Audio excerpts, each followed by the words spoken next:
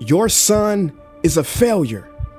He's barely passing my class, and with grades like this, I'm just not sure what kind of future he's gonna have. What do you have to say for yourself? You're supposed to graduate this year. Listen to Mr. Johnson. What kind of future do you think you're gonna have? With all due respect, don't call me a failure. Failure is an event, not a person, in fact. And you talk about the future, Mr. Johnson, but you're not preparing us for that. Excuse me? Just listen to what I'm saying. This should be good. Would you agree that in the future, most careers will become automated? Yeah, so? So the people who succeed will have to be curious, innovative, with resilience to adapt to new changes. What's your point? My point is, the focus in this school is not on that. It is on regurgitating information and test taking, and that's just real. But in today's world, creativity is the most important leadership skill. Oh, that's how you feel. You don't have to believe me, but maybe you will believe the 1,500 executives who recently said creativity is the most important leadership skill. See, pretty soon, no one will be hired because of what they know. Because who cares what you know or if you've memorized a fact? We've got Google and Siri for that. In the future, people will be hired because of what they can do with their knowledge. Can they creatively solve real-world problems, not just follow instructions or directions and bubble in multiple choice questions? So, Mom, that's why I'm stressed, because these robotic tasks we learn in school should stop. Because no one can do a robot's job better than a robot. Billionaire founder of Alibaba, Jack Ma, said that we should not compete with artificial intelligence, but instead focus on developing unique human intelligence. Mr. Johnson, drills are for teeth, not the human mind. So these repetitive knowledge-based tasks we must leave behind. Or in the future, you're gonna find a lot of people graduating out of your class right into the unemployment line. See, many top companies today don't look at grades. Mom, that old way is expiring. Google has been quoted as saying GPAs are worthless criteria for hiring. Founder of Tesla, Elon Musk, agrees. So I say this with unease and sorrow. If you continue to teach today as you taught yesterday, then you rob us students of tomorrow.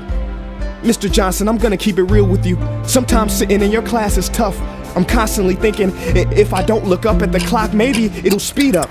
So I listen to you do my work and pay attention, feeling like an hour had to have gone by. But it was only 3 minutes.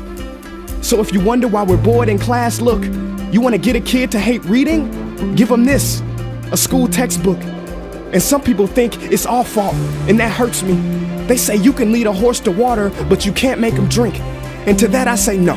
Firstly, you can put salt in that horse's hay and make him thirsty. And if you bring joy in your classroom, you can make any bad student nerdy as he or she discovers the beauty of truly learning. Mr. Johnson, I mean no disrespect. You have the most important job on this planet. You build, create, and save lives. But if you really care about my future, like you say, then you have to fully commit and ask yourself honestly, how do I prepare a child for a future that doesn't yet exist? Here's a hint. The answer is not found in this. It's using this and this. See, in the future, we will need more passion and compassion. People with inspired hearts and wisdom to uplift this planet. And Mom, I love you, but can I be real? Go ahead. You want to know one of the biggest factors for childhood success? It's not IQ. It's family meals. And we haven't had one of those in a while. See, I know sometimes you don't feel proud, because I may not be a straight A student, but I'm not stupid. These tests may be 70% of my grade, but they're 0% of my future. But don't worry, I'll pass this class and get through this. But I need you to give me the space I need to be me and live true. Because the best feeling in the world is that your own parents get you.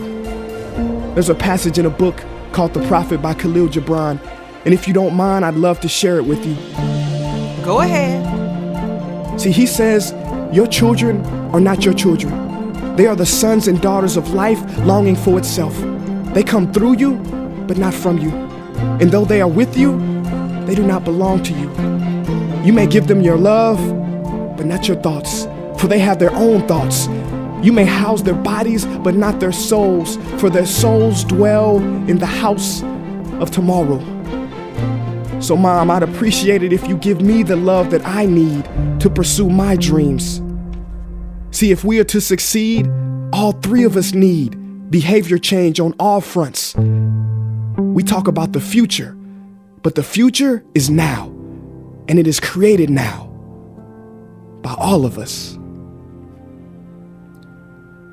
I've never heard you speak like that before. Yeah, I didn't know.